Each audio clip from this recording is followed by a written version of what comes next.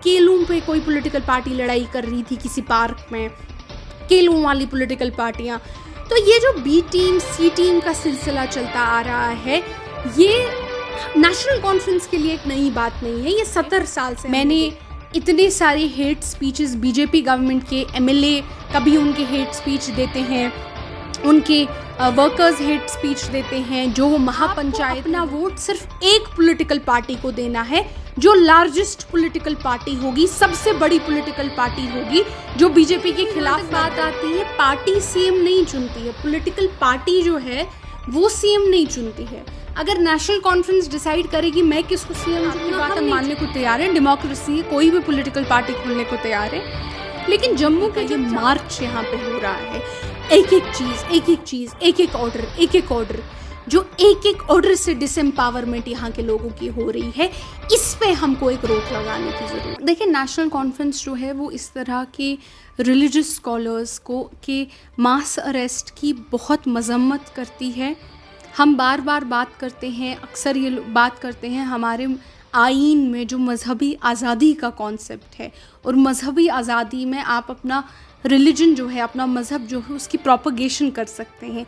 ये क्लियरली हमारे आईन में लिखी हुई मजहबी आज़ादी है, उसके ख़िलाफ़ एक एक्शन जो है, इसको बिल्कुल उसके ख़िलाफ़ देखा जा सकता है। जब हेट स्पीच और पब्लिक हेट की बात आती है, अगर आप देखेंगे, मैंने इतने सारे हेट स्पीचेस बीजेपी गवर्नमेंट के एमएलए कभी उनके हेट स्पीच देते हैं, उनके वर्कर्स हेट स्पीच देते हैं। जो महापंचायतें होती हैं, जिन महापंचायतों में जेनोसाइड की कॉल्स ओपनली दी जाती है, वहाँ पे तो मैंने उनको यूएपीए अरेस्ट करते हुए नहीं देखा। वहाँ पे तो उनमें से कोई यूएपीए के अंडर, पीएसए के अंडर अरेस्ट नहीं हो जाता। लेकिन जो लोग मज़हब की बात करते हैं, पीस की बात करते हैं, अमन की बात करते हैं, उन लोगों को इस तरह से अरेस्ट कर देना मास पीएसए के अंडर, ये क्लियरली एक ड्रैकोनियन मूव है।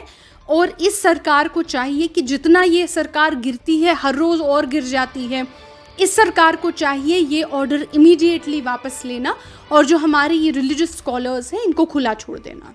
देखिए, आप अगर मैं बोलती, जब हम कहते हैं कि कश्मीर में, और स्पेशली जो कश्मीर और पीर Punjab, Chenab valley, Muslim majority areas जो हैं, इनमें नई पॉलिटिकल पार्टियां रोज़ क्यों बनती है, तो अक्सर ये नई पॉलिटिकल पार्टी वाले जो हैं, ये नई पॉलिटिकल पार्टियां वाले ये कहते हैं ये तो डेमोक्रेसी है, कोई भी पॉलिटिकल पार्टी खोल सकता है। बिल्कुल, आपकी बात हम मानने को तैयार है, डेमोक्रेसी है, कोई भी पॉलिटिकल पार्टी खोलने को तैयार है।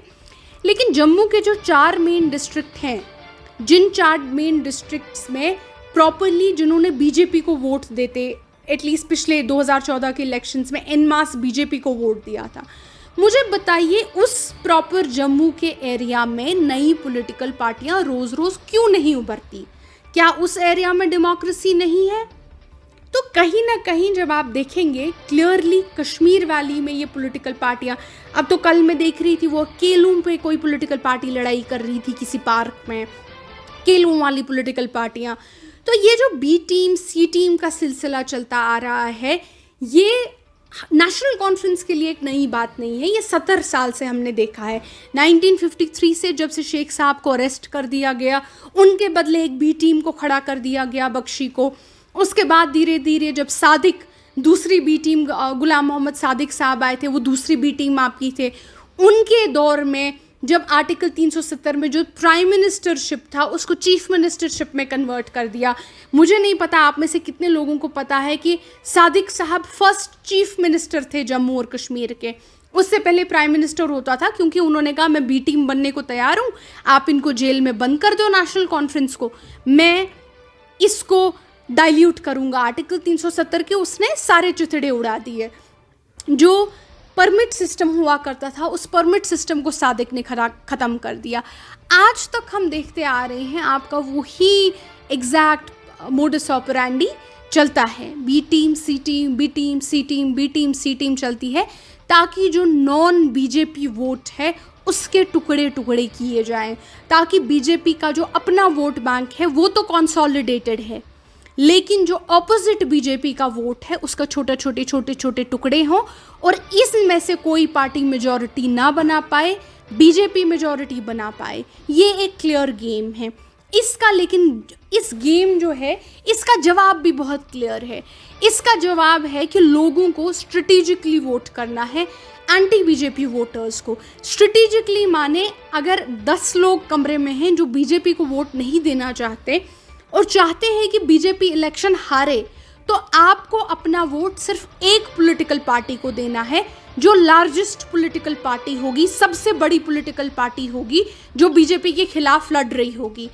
अगर बीजेपी के वोटर्स अपना वोट कंसोलिडेट करते हैं, आपको भी अपना वोट कंसोलिडेट करना है। उसके लिए लेकिन मेहरबानी करके वोटर कार्ड बनाना पड़ेगा। वोटिंग के दिन आपको वोटिंग बूथ पे जाना पड़ेगा, वहाँ अपना वोट देना पड़ेगा। जो हम रूटीन की सियासत करते थे, इलेक्शन के दिन छुट्टी मनाते थे, पिकनिक जाते थे, बिस्तर में शोंग डालते थे, माफ़ कीजिएगा वो ज़माना अब रहा नहीं। आज आपको अपने वजूद के लिए, अपनी ज़मीन बचाने के लिए, अपनी शख्सियत बचाने के लिए, अपनी शिनाख्त बचाने के लिए आज हमको वोट डालना पड़ेगा। पहली बात तो जब डीडीसी इलेक्शंस हुए थे, हमें कभी किसी पॉलिटिकल पार्टी ने नहीं कहा कि डीडीसी इलेक्शंस आर्टिकल 370 वापस ला सकते हैं। डीडीसी तो म्यूनसिपैलिटीज़ होती है, म्यूनसिपैलिटीज़ कौन सा आर्टिकल वापस ले आएंगी। हमने कहा कि ये मॉरल, एक तरह का मॉरल रेफरेंडम होगा आर्टिकल 370 पे।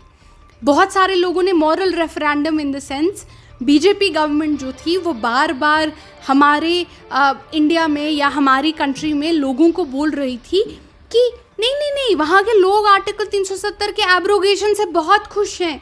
ये नेशनल कॉन्फ्रेंस शोर मचाती है सुबह शाम।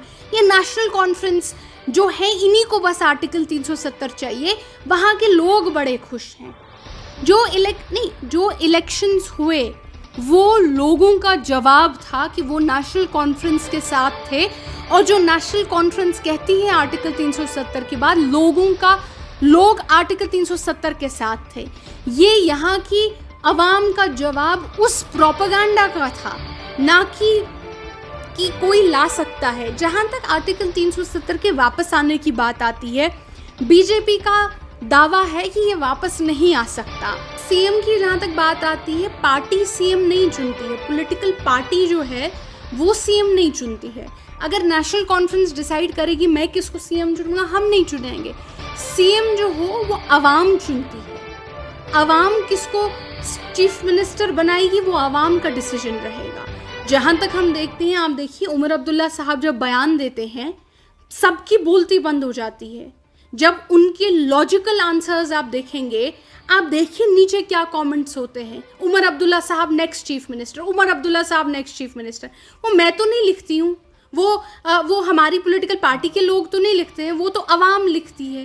तो चीफ मिनिस्टर वो बनेगा जिसको अवाम चीफ मिनिस्टर बनाना चाहेगी।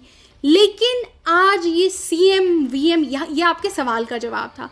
लेकिन अपार्ट फ्रॉम दैट, आज जो लड़ाई है ये चीफ मिनिस्टर की गद्दी पे कौन बैठेगा उसकी लड़ाई नहीं है। यहाँ पे सिचुएशन ही चेंज हो गई है। आज लड़ाई हमारी शख्सियत को बचाने की है, हमारी शिनाख्त को बचाने की है। स्पेशली आर्टिकल 370 के एब्रोगेशन के बाद ये फर्स्ट इलेक्शन होगा जब भी होगा, तो आज का तो सिनारियो ही चेंज हो गया। देखिए 25 लाख वोटर अगर बाहर से आएंगे, और अगर जम्मू और कश्मीर की आवाम जो करीबन हम लोग कितने वोटर्स हैं, हम लोग 60-70 लाख वोटर्स हम लोग भी होंगे। अगर यहाँ की 60-70 लाख वोटर बाहर निकल के बीजेपी को हराता है, अपना वोट लार्जेस्ट पॉलिटिकल पार्टी के अगेंस्ट के खाते में कंसोलिडेट करता है, बीजेपी को हराता है, तो बीजेपी तो कहीं नहीं दिखेगी।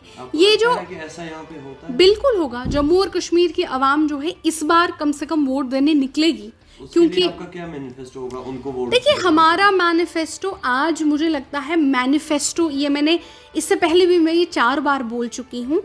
आज माफ़ कीजिएगा, मैनिफेस्टो से ज़्यादा आज कॉमन सेंस की ज़रूरत है। आज आप मुझे बोलेंगे तकरीर कीजिए इफ़रा जान, क्या विजन है आपका। सर मैं आज तकरीर नहीं करना चाहती, आज मैं कहना चाहती हूँ कि भाई कॉमन सेंस को यूज़ करते हैं कि सिचुएशन क्या है।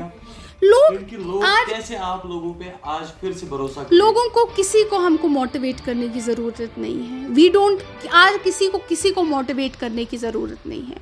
आज जो आर्टिकल 370 के साथ है वो वोट देने जाएगा, जो आर्टिकल 370 के अगेंस्ट है वो बीजेपी को वोट देगा। इसमें लोग अपना डिसाइड करेंगे कि क्या वो आर्टिकल 370 के साथ है या अगेंस्ट है। पहली बात तो वी डोंट केयर कौन सी पॉलिटिकल पार्टी हमको सपोर्ट करती है, कौन सी पॉलिटिकल पार्टी हमको सपोर्ट नहीं करती है। That is the least of our concerns, like we are not bothered about that. What we आज जो हमारे कंसर्न है वो ये हैं कि हम जो बीजेपी का ये मार्च यहाँ पे हो रहा है, एक एक चीज़ एक एक ऑर्डर जो एक ऑर्डर से डिसएम्पावरमेंट यहाँ के लोगों की हो रही है, इस पे हमको एक रोक लगाने की ज़रूरत है। कभी ज़मीन का कानून, कभी जॉब्स का कानून, हमारी ट्रकें सड़कों पे, फ्रूट की आज ट्रकें सड़कों पे रुकी हुई हैं, उनको आने नहीं दे रहे हैं। जो डिसएम्पावरमेंट का एक स्टेप है, उस एक स्टेप पे हर दिन एक कानून आता है, हर दिन एक डिसएम्पावरमेंट का ऑर्डर आता है। इसको नौकरी से निकाल दिया, उसको नौकरी से निकाल दिया, ये ट्रकें बंद हो गई, दुकानें बंद रखो, यहाँ से यात्रा है, ये करो। ये जो डिसएम्पावरमेंट की जो ये एक बाढ़ आई हुई है, इस बाढ़ पे एक डैम बनाने की ज़रूरत है। वो हमारा कंसर्न